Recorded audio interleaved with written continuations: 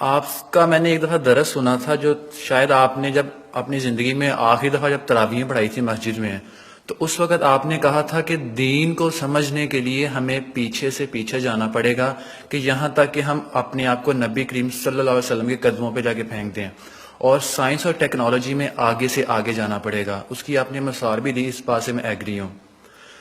جب میں اس آپ نے ایک مثال بھی دی تھی کہ سائنس میں آگے سے آگے جانا چاہیے، تو میں نے اکثر دیکھا ہے اس فیلڈ میں آ کے کہ جتنے بھی علماء کرام ہیں، جب وہ ہر ایک کہتا ہے کہ آپ ابو حنیفہ کو فالو کر لیں، امام مالک کو فالو کر لیں، امام شافعی کو فالو کر لیں، میں آپ سے یہ پوچھنا چاہتا ہوں کہ ہم یہ کیوں نہیں کہتے کہ حضرت ابو بکر صدیق کو فالو کر لیں، عثمان کو فالو کر لیں، علی کو فالو کر لیں؟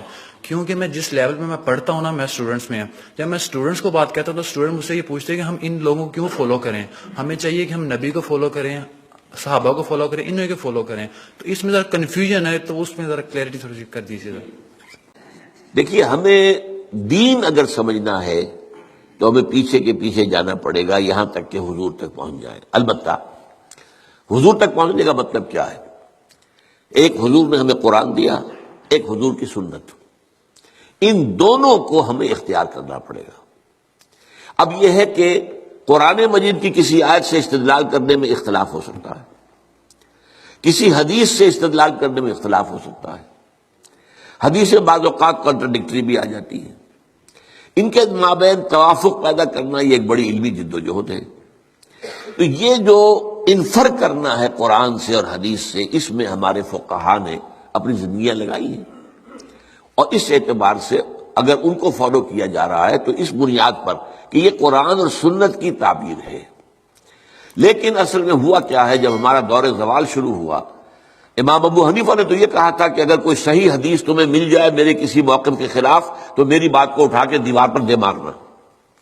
لیکن اس کے بعد یہ ہوتا ہے کہ فرقہ پرستی شروع ہو گئی ہے۔ یہ فرقہ پرستی جو ہے اس نے ساری خرابی کی ہے، ورنہ ہم یہ سمجھیں، اور میں نے اس کے اوپر جو ہے ایک انٹرویو بھی میں نے حال ہی میں دیا ہے، اور میں نے یہ 20 اگست 1980 کو تقریر کی تھی علماء کنونشن کے اندر، جو ضیاء الحق صاحب کے دور میں علماء کنونشن 2-3 ہوئے تھے، ان میں سے پہلا کنونشن جو تھا اس میں میں بھی شریک تھا، اس میں میں نے تقریر کی تھی کہ ان فقہی اختلافات کا حل کیا ہے۔ تو میں نے کہا تھا کہ جہاں تک تو فیملی لاز ہیں اور پرسنل لا، اس میں ہر فقہ کو کھلی آزادی ہونی چاہیے، کیونکہ بڑے سینسیٹیو ایشوز ہیں، عقائد کا معاملہ ہے تو سینسیٹیو ہے۔ اب نماز میں فرض کیجئے یا روزے کے اندر اگر آپ طے کر دیں فلاں وقت پر روزہ کھولنا ضروری ہے، تو ہو سکتا ہے کسی فقہ کے نزدیک اس وقت روزہ کھولنا درست نہ ہو، تو ان چیزوں کو تو چھوڑ دیا جائے لوگوں کے فقہوں پر، let them do what they are allowed to do۔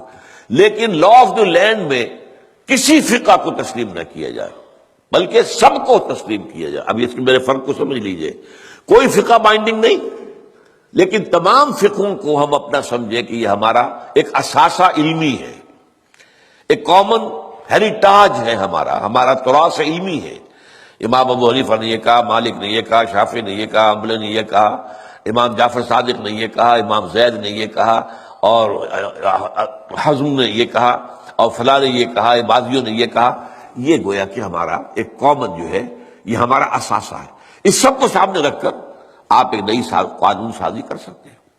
تو اس حوالے سے یہ، لیکن یہ ہوگا کیسے؟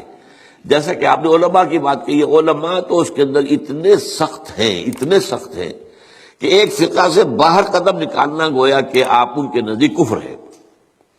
حالانکہ کہتے یہ ہیں کہ کم سے کم 4 فقہوں کو، تو میں نے تو 8 گنوائی ہے نا، حنفی، مالکی، شافعی، حنبلی، جعفری، زیدی، عباضی اور ظاہری، یہ 8 فقہ ہیں۔ یہ 8 میں یہ سب کے سب جو ہے انہوں نے قرآن اور سنت سے استفادہ کیا ہے۔ ان سب کو رکھے بیک گراؤنڈ میں، جیسے کہ آپ کو معلوم ہے کہ ہائی کورٹ، سپریم کورٹ کے فیصلوں میں یہ حوالے آیا کرتے ہیں کہ بامبے ہائی کورٹ نے فلاں ایسا ہی مقدمہ تھا، اس میں یہ فیصلہ دیا تھا۔ یہ پریسیڈنٹس ہیں۔ کلکتہ ہائی کورٹ نے یہ کیا تھا، یا جو انگلستان کی سب سے اونچی جو ہائی کورٹ ہے اس نے یہ فیصلہ دیا۔ یہ پریسیڈنٹس کے طور پر بطور دلیل اپنے جو وہ ہوتے ہیں فیصلے، ان میں کوٹ کیے جاتے ہیں، تو ہم جو ہے فیصلہ اس کے مطابق کر سکتے ہیں۔ میں کہہ رہا تھا کہ ہمارے جو سنی فقہاء ہیں، وہ جو علماء ہیں، چاروں کو کہتے ہیں حق ہے، حنفی بھی حق ہے، شافعی بھی حق ہے، مالکی بھی حق ہے اور حنبلی بھی، لیکن تمہیں ایک کی پیروی کرنی ہوگی لازم۔ یہ میرے خیال میں ان کی زیادتی ہے، ان کی فرقہ پرستی ہے، اور اس کی وجہ اصل میں کیا ہے؟ اس میں غلطی ہماری ہے اصل میں، جس کے نتیجہ وہ نکلا ہے۔ ہم نے نہ دین پڑھنا ہے نہ سیکھنا ہے، ہم نے ایک مولوی کلاس پیدا کر دی ہے، ایک پروفیشن پیدا کر دیا ہے۔ حالانکہ اسلام میں کوئی مولوی پروفیشن نہیں ہے، اسلام میں کوئی پاپائیت نہیں ہے، اسلام میں کوئی برہمنزم نہیں ہے۔ یہ نہیں ہے کہ جب تک برہمن نہیں آئے گا شادی نہیں ہو سکتی، جب تک برہمن نہیں آئے گا ارتھی جو ہوتی ہے اس کو آگ نہیں لگائی جاتی ہے، نہیں ہو سکتا۔ ہمارے ہاں کوئی برہمنزم نہیں ہے، لیکن چونکہ ہم تو پڑھتے نہیں، ہم نے تو اپنے آپ کو اور طرف لگایا ہوا ہے۔ تھوڑی سی دینی بنیادی معلومات حاصل ہوں، قرآن اور حدیث کا علم کچھ ہو، تو ہر شخص نماز پڑھا سکتا ہے، ہر شخص جو ہے اپنی بیٹی کا نکاح خود پڑھائے، ہر شخص جو ہے وہ اپنے والد کا جنازہ خود پڑھے، تو وہی گویا کہ پروفیشنل ختم ہو جائے گا۔ تو چونکہ یہاں فرقہ پرستی ہوئی، پروفیشنلزم آیا، اور پروفیشن میں آپ کو معلوم ہے کہ پروفیشنل جیلسی از دی رول، اس میں تو جو ہے ایک دوسرے سے حسد اور بغض اور ایک دوسرے کے خلاف، یہ تو لازم ہے۔ تو یہ اصل صورتحال بگڑی ہوئی ہے۔ اس کا علاج یہی ہے کہ آپ کمر ہمت کسے، خود قرآن اور حدیث کو پڑھے، اللہ کا نام لے اور کمر کسے۔ یہی کام ہم نے کیا، میں نے یہی کیا۔ میرا پیشہ تو نہیں تھا، میں مولوی تو نہیں تھا، میرے پاس کسی مدرسے کی سند تو نہیں ہے، 40 سال میں نے جمعہ پڑھایا ہے الحمدللہ، درس قرآن میں 50 سال سے دے رہا ہوں الحمدللہ۔ میرے بیٹے اب جمعہ پڑھا رہے ہیں، وہ ایک MBBS ہے ان میں سے، ایک جو ہے MA فلاسفی ہے، ایک جو ہے وہ ڈاکٹریٹ کے کورسز انہوں نے مکمل کر رکھے ہیں اکنامکس کے اندر، پڑھا رہے جمعہ، ان لوگ کہاں پڑھا رہے ہیں۔ تو یہ کام کرنا جو ہے اس کی طرف زیادہ توجہ ہونی چاہیے پازیٹیولی۔ باقی جو کچھ ہے اس کا آپ کا مشاہدہ صحیح ہے، وہ غلط بات آپ نہیں کہہ رہے۔ ناظرین، آپ نے بابا یاسر ڈاکٹر اسرار احمد کی مدلل اور مہذبانہ گفتگو سنی۔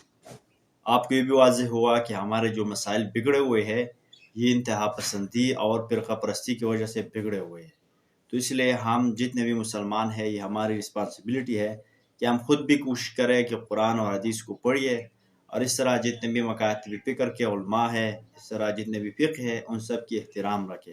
حتیٰ کہ ڈاکٹر صاحب نے تو یہ واضح کیا کہ فقہ کی تعداد 8 تک ہے، تو ہم نے سب کی احترام کرنی ہوگی، اور یہ سوچ ہم نے جو ہے ایراڈیکیٹ کرنا ہے کہ بس جس فقہ سے میرا تعلق ہے آپ سب نے اس کو پڑھنا ہے، اس کے اوپر چلنا ہے۔ نہیں، آپ کا تعلق کسی دوسرے فقہ سے بھی ہو سکتا ہے۔